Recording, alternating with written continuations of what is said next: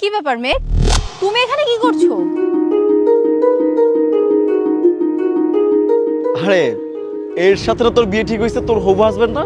আমি যদি চিনতে না ভুল করি তাহলে এটাই তো তোর হবু হাজবেন্ড, যার সাথে তোর বাবা তোর বিয়ে ঠিক করছে।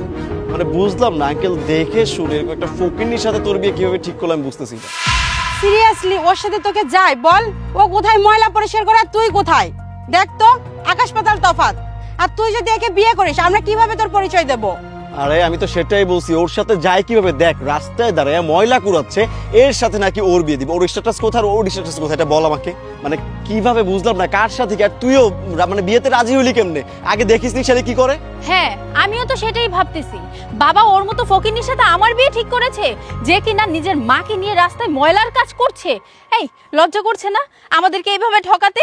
আর কিভাবে পারলো এরকম ময়লার কাজ করতে?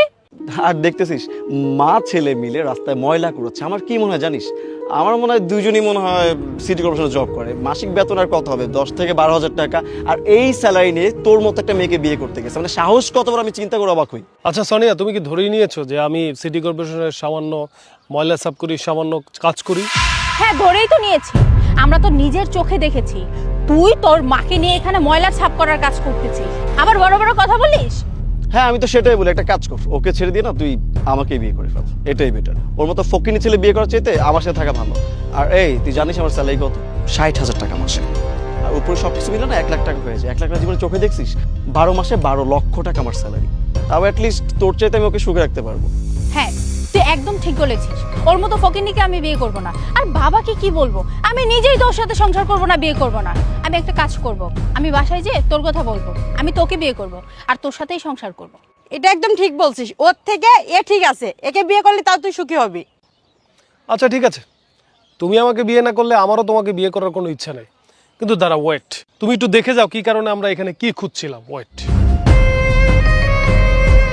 এই যে দেখো, এই চাবিটা এখানে পড়ে গিয়েছিল, মা আর আমি চাবিটাই খুঁজছিলাম। আর তুমি তো অনেক উল্টাপাল্টা কথা বলে ফেলেছো। এনিওয়ে, তোমাকে আমার বিয়ে করার কোনো ইচ্ছা নাই, তোমারও যেহেতু ইচ্ছা নাই, সমস্যা নেই। মা চলো। স্যার আসসালামু আলাইকুম। স্যার আপনি এখানে? আপনার জন্য তো সবাই অফিসে ওয়েট করছে স্যার, মিটিংয়ে বসার জন্য। স্যার মানে গাড়ি মানে? আপনি কাকে কি বলছেন? আরে আপনারা স্যারের চিনেন? স্যার হচ্ছে আমাদের এই এলাকার নতুন এএসপি। ওয়েট ওয়েট, আমি বুঝিয়ে বলছি। আসলে সোনিয়া, আমি তেমন কিছুই করতাম না, পড়াশোনা শেষ করে চেষ্টা করছিলাম। তো মাঝখানে টার্গেট হলো যে বিসিএস ক্যাডার হব। অনেক পড়াশোনা করেছি, সারা দিন রাত 24 ঘন্টা পড়েছি। আমি 18 ঘন্টা করে পড়াশোনা করেছি, তোমাকে কখনো বুঝতে দিইনি। আমি চেয়েছিলাম তোমাকে একটা সারপ্রাইজ দেব। তুমি যেহেতু আমাকে মেনেই নিয়েছিলে, আমি বেকার, আমাকে বিয়ে করতে চেয়েছিলে। আর আমি বিসিএস ক্যাডার হয়ে এএসপি হয়েছি। আর এই ব্যাপারটা তোমাকে আমি বাসরাতে বলতে চেয়েছিলাম।